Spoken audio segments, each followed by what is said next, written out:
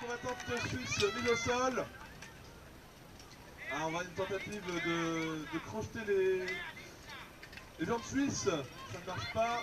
Ah, on voit une projection aussi qui est tentée sur la droite. Et un peu de... Ah, double chute.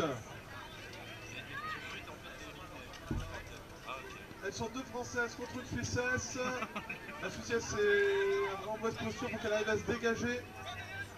Elle est vraiment bloquée contre la lisse. Pendant ce temps, l'une des combattantes françaises essaie de faire vraiment des crochetés, mais ça ne suffit pas. Et elle l'envoie au sol. 2-0 pour Désiré.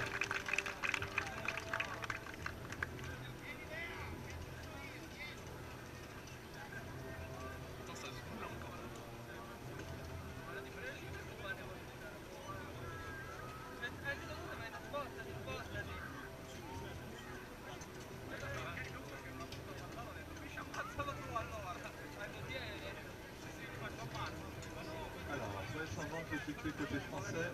Les Suissesses Montagne n'ont pas de remplaçante.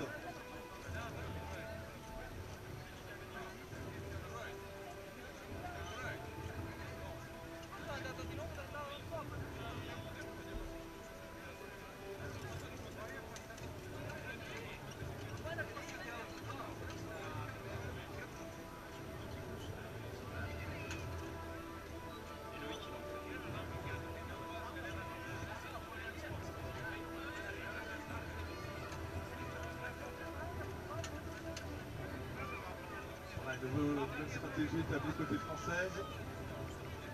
Les Suissettes, elles se reposent. Vous savez comment on pousse bien appareil donc un fatigué.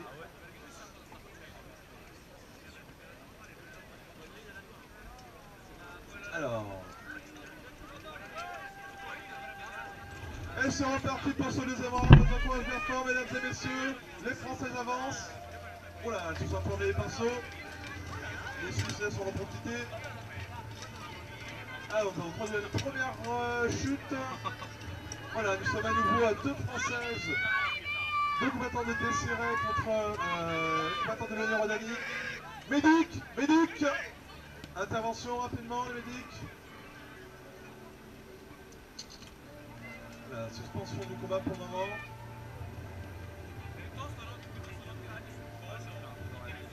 Mauvaise chute. Et je rappelle que c'est certes un sport de combat, qui peut avoir des blessures. Heureusement, elles sont peu fréquentes. Et dans le BO, on n'est pas seulement qu'un sport de combat, c'est aussi une rencontre de passionnés d'histoire, parce qu'il y a tout un travail de recherche pour créer son armure, afin qu'il n'y ait pas plus de 50 ans d'écart entre les pièces. Sur la même zone géographique, on ne pouvait pas avoir un casque mongol du 16e avec une cuirasse française du 14e. Là, il y a une cohérence géographique et temporelle qu'il faut avoir. Les armes aussi doivent correspondre à la périodicité de l'armure et à sa localisation. Donc il y a tout ce travail autour. Alors souvent ce que font des forgerons, c'est de vendre des kits déjà homologués, approuvés par les différents comités d'historicité au niveau de l'international. Comme ça facilite aussi les démarches des combattants pour acheter leur équipement. Alors il n'est pas rare que les combattants rajoutent sous leur gant bison, donc vous avez d'abord la tenue civile médiévale, après au-dessus par le gant bison, donc il y a le rembourrage, et par-dessus un l'acier. Et souvent sous le rembourrage, les combattants rajoutent des protections modernes, comme des dorsales de moto ou des shorts de hockey, pour renforcer les protéger un peu plus les zones sensibles. Ah, la poignée hyper fort, elle se lève.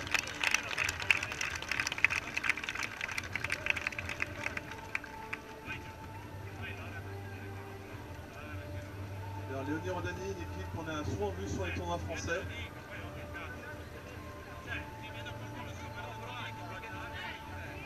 Et donc c'est vrai que les combattantes aimeraient avoir plus de combats sur les tournois, donc participez aussi mesdames. Et c'est reparti, la Suissesse n'a pas dit son dernier mot. Les Françaises essayent de la projeter, Désiré. Un vrai avantage, mais Léonie Rodani ne se laisse pas faire pour autant, elle tient bon, elle est accrochée à la lisse.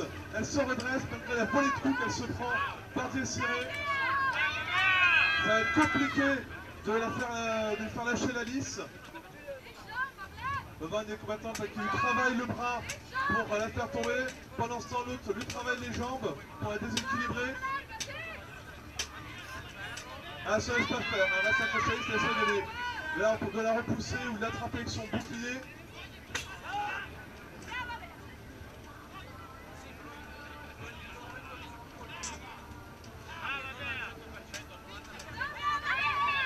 On va voir les Françaises qui se relèvent pour frapper la combattante de Léonie Rodani.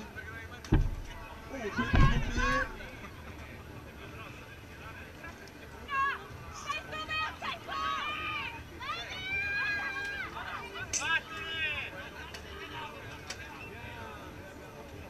On peut voir qu'elle peut l'applaudir à la combattante de Léonie Rodani, parce que malgré tous les coups qu'elle prend, elle ne lève sur rien.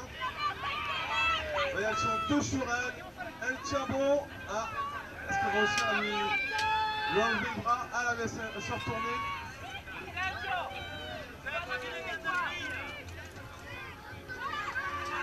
La combattante française en est seule. Victoire du Yassiré pour ce match. 2-0. On vous applaudit bien fort, mesdames et messieurs.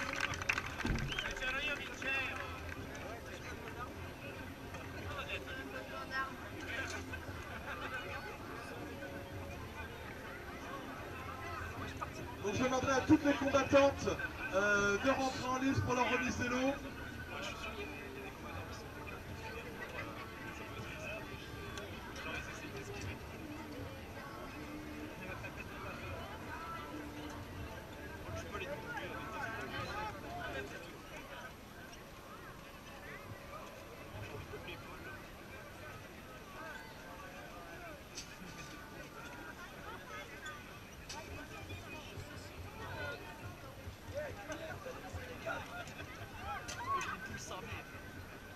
À nouveau, pour la remise des prix, nous avons pu compter sur la générosité des artisans, puisque si ces dames et demoiselles ont le courage de rentrer en lice, alors que même nous les hommes, on ne l'a pas toujours ce courage, elles méritent d'être traitées largement à notre égalité, voire comme nos supérieurs.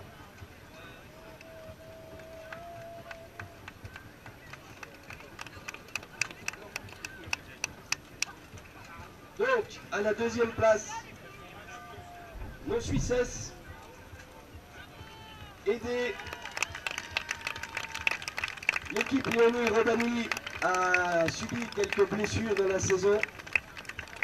Du coup, notre ami Mariannick, le chevalier des Lions du Nord, est allé leur donner la main. Initialement, elle devait combattre avec Diassi Rae, mais voyant qu'il n'y avait pas assez de combattants de l'autre côté, elle est allée leur donner la main pour que le combat puisse avoir lieu.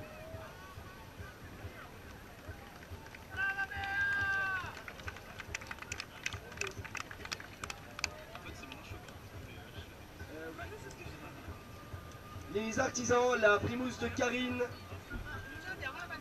les bijoux. Alors, pour la deuxième place, Léonie Rodani.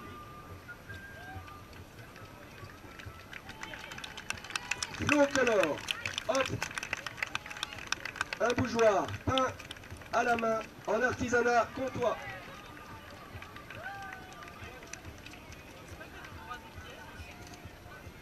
Les bijoux de Minou, hop, un collier en œil de tigre.